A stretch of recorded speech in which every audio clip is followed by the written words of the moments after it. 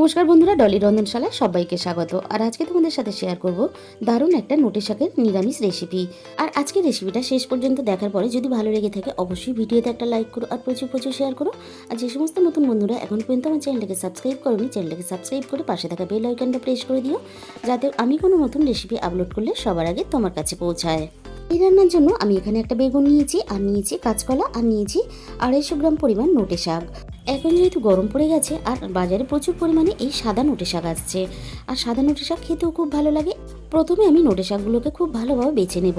নোটে শাকে কিন্তু প্রচুর পরিমাণে আগাছা বা পচা পাতা বা অন্যান্য অনেক রকমের জঞ্জাল থাকে, আর নোটে শাকের পাতার সামনে ও পিছনটা দেখে খুব ভালোভাবে বেছে নেওয়া উচিত। কারণ অনেক সময় দেখা যায় পাতার সামনের দিকটা পরিষ্কার অথচ পাতার পেছন দিকটা একটা সাদা টিপ টিপ দাগ থাকে।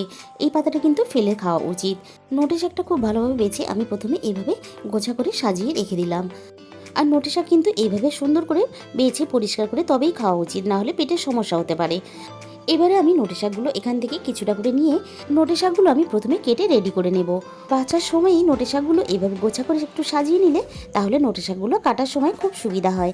এবারে আমি নোটে শাকগুলো দেখো এইভাবে ছোট ছোট করে কেটে নেব। অনেকেই আছেন শাক কিন্তু খুব মিহি করে ছোট ছোট করে কাটতে পারেন, আমিও তো ছোট ছোট করে কাটতে পারি না। আমার পক্ষে যতটা সম্ভব ছোট ছোট করে কাটার ততটাই আমি এখানে ছোট ছোট করে নোটে শাকগুলো কেটে নিলাম।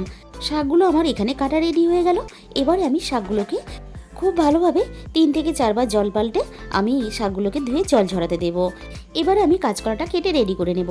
কাঁচকলাটা আমি এখানে প্রথমে লম্বা করে কেটে নিলাম। এরপরে আমি দেখো ছোট ছোট করে আমি কাঁচকলাগুলো টুকরো টুকরো করে কেটে রেডি করে নিলাম। এবারে আমি বেগুনটাকে কেটে নেব। বেগুনটা কিন্তু এখানে আমি গোটা ব্যবহার করব না, তরকারির পরিমাণ হিসাবে আমি বেগুনটাকে নিলাম।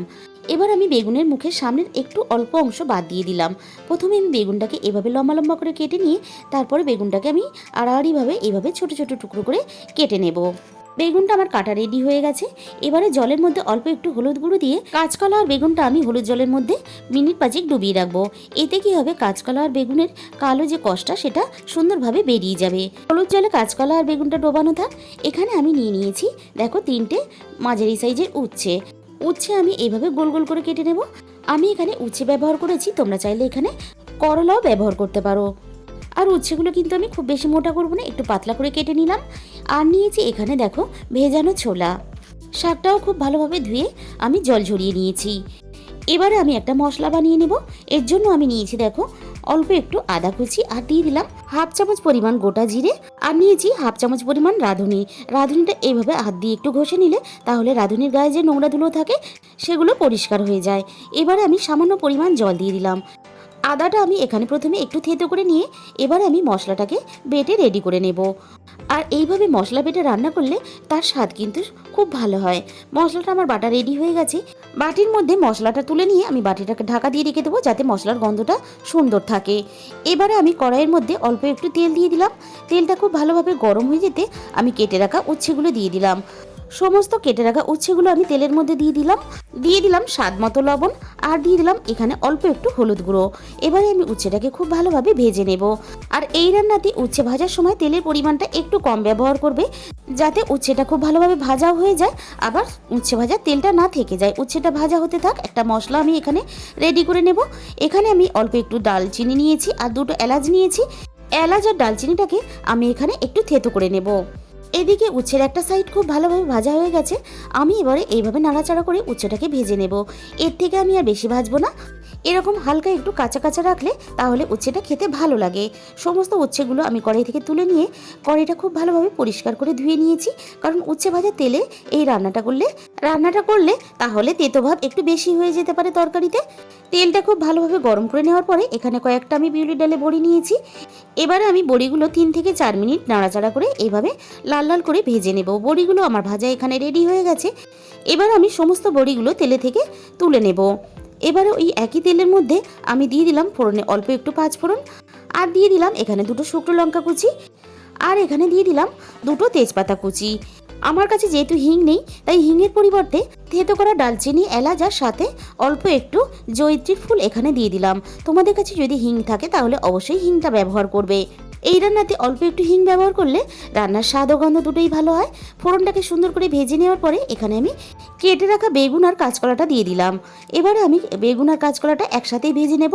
এই রান্নাতে আমি আলু ব্যবহার করলাম না, তোমরা চাইলে কিন্তু এখানে রেগুলার যে আলু ব্যবহার করো বা রাঙা আলুও এখানে দিতে পারো। আজকে আমার বাড়ির লোক সংখ্যা কম হওয়ার জন্য তরকারি পরিমাণটা কম লাগবে, তাই আমি এখানে আলু ব্যবহার করলাম। কাঁচকলা আর বেগুনটা একটু হালকা নাড়াচাড়া করে ভেজে নিয়ে আমি এখানে বেটে রাখা মশলাটা দিয়ে আলু বেগুনের সাথে মশলাটা কষিয়ে নেব। মশলাটা হালকা একটু কষিয়ে নিয়ে আমি এখানে দিয়ে দিলাম ভেজানো কাঁচা 1 বাটি পরিমাণ প্রায় ছোলা। সব কিছুর সাথে ছোলাটাকে আমি এইভাবে নাড়াচাড়া করে খুব সুন্দর করে একটু ভাজা ভাজা করে নেব, যাতে ছোলাটা খুব সুন্দরভাবে সিদ্ধ হয়ে যায়। সব কিছু খুব ভালোভাবে নাড়াচাড়া করে কষিয়ে নিয়ে আমি এখানে দিয়ে দেব স্বাদ মতো লবণ। আর এই রান্নাতে অল্প একটু অবশ্যই ছোলা ব্যবহার করবে, তরকারির স্বাদটা খুব খেতে ভালো হয়। এবার আমি প্রয়োজন মতো হলুদ গুঁড়ো দিয়ে দিলাম, সাথেই আমি দিয়ে দেব কেটে রাখা শাকটা। যে কোনো নিরামিষ দিনে এই শাক রান্না করলে খেতে খুবই ভালো লাগে। আর এইভাবে শাক রান্না করলে তাহলে কিন্তু এক থালা ভাত নিমেষেই শেষ হয়ে যায়। সামান্য আরও একটু হলুদ গুঁড়ো দিয়ে দিলাম। শাকটা সব কিছুর সাথে নাড়াচাড়া করে কষানোর সময় আমার মনে হলো হলুদ গুঁড়োটা আরও একটু দেওয়া প্রয়োজন, তাই আমি আরও একটু অল্প পরিমাণ হলুদ এখানে ব্যবহার করলাম। শাকের তরকারিতে যেহেতু গুঁড়ো লঙ্কার ব্যবহার করব না বা কাশ্মীরি লঙ্কার গুঁড়ো ব্যবহার হবে না, তাই এখানে হলুদ গুঁড়োর পরিমাণটা ঠিকঠাক না ব্যবহার করলে তরকারির কালারটা ভালো লাগবে না। সব কিছু খুব ভালোভাবে কষিয়ে নিয়ে আমি এখানে পরিমাণ মতো জল দিয়ে এবার আমি মশলার সাথে সব কিছু মিশিয়ে দিয়ে সবজিগুলো খুব ভালোভাবে সিদ্ধ হতে দেব। সবজিগুলো খুব ভালোভাবে এখানে সিদ্ধ হয়ে এসেছে।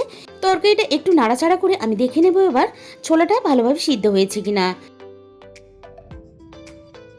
ছোলাটা খুব ভালোভাবে সিদ্ধ হয়ে গেছে। আর নোটে শাক, ছোলা আর বড়ি দিয়ে এইভাবে রান্না করলে দারুণ টেস্ট হয়।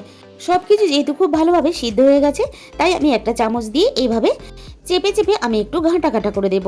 তাহলে তরকারিটা বেশ একটু ঘন ঘন হবে আর মাখা মাখা হবে, আর খেতেও ভালো লাগবে। আবারও একটু নাড়াচাড়া করে খুব সুন্দরভাবে সব কিছু একসাথে মিশিয়ে দিয়ে আমি এখানে সব শেষে দিয়ে দেব ভেজে রাখা উচ্ছেগুলো, আর দিয়ে দেব এখানে ভেজে রাখা বড়িগুলো। এবার আমি বড়ি আর উচ্ছেটাকে শাকের সাথে নাড়াচাড়া করে মিশিয়ে দিয়ে মিনিট 5 রান্না করে নেব। নিরামিষ দিনে বা যে কোনো দিনেই এই রান্নাটা করলে সাথে মাছ মাংসর পদ থাকলেও মাছ মাংস ফেলে এই শাকের তরকারি দিয়েই কিন্তু ভাতটা প্রথম থেকে শেষ পর্যন্ত খাওয়া হয়ে যাবে। এবার আমি স্বাদ মতো চিনি দিয়ে দিলাম। অল্প একটু চিনি অবশ্যই ব্যবহার করবে এই তরকারিতে, তাহলে স্বাদের ব্যালেন্সটা ঠিক থাকবে। সব শেষে দিয়ে দিলাম অল্প একটু গরম মশলার গুঁড়ো, আর দিয়ে দিলাম 1 চামচ ভর্তি করে ঘি। গরম মশলা আর রাঁধুনি বাটার বন্ধুত্বে তরকারির স্বাদটা কোথা থেকে কোথায় পৌঁছে যায় তোমরা যখন রান্না করবে তখন বুঝতে পারবে। গরম মশলাটা মিশিয়ে দিয়ে আমি গ্যাসটাকে বন্ধ করে দিয়েছি। তৈরি হয়ে গেল দারুণ স্বাদের একটা রেসিপি, উচ্ছে দিয়ে নিরামিষ শাক ঘন্ট। আর এইভাবে শাক ঘন্ট বানিয়ে তোমরা কিন্তু ইচ্ছে করলে ভাত রুটি সব কিছুর সাথে খেতে পারবে। তাহলে বন্ধুরা, আজকের ভিডিওটা এই পর্যন্ত। দেখা হবে অন্য কোনো রেসিপির সাথে। আর তোমাদের মূল্যবান সময় দিয়ে আমার এতক্ষণ রেসিপিটা দেখার জন্য তোমাদের সবাইকে অসংখ্য ধন্যবাদ। সবাই ভালো থাকবে।